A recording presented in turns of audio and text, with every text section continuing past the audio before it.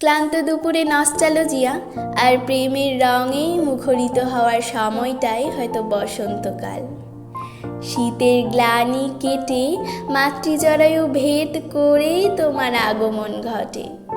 তোমার রঙিন ধারা আবেগপ্লুত বাঙালির মনে যেন প্রেমের বন্যা বয়ে আনে।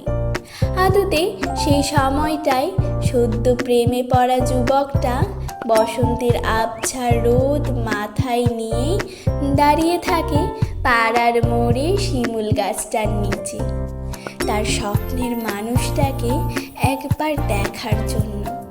কিংবা কখনো তারা দুজনে কাঁধে কাঁধ রেখে হাতে হাত রেখে কোকিলের কুহুতানকে সাক্ষী রেখে ভালোবাসার জোয়ারে প্রবেশ করে নিমেষে। রঙে রঙিন গাল আর লাল লিপস্টিকের দুটি ঠোঁট তখন স্তব্ধ হয়ে যায় ভালোবাসার মরশুমে। আম্রপল্লবে আম্রকুঞ্জ যেন বসন্ত বিতানের সাক্ষী থাকে। লাল আবির মাথায় নিয়ে তারা যেন ভেসে যায় নিবিড় নির্জন এক ভালোবাসার দ্বীপে।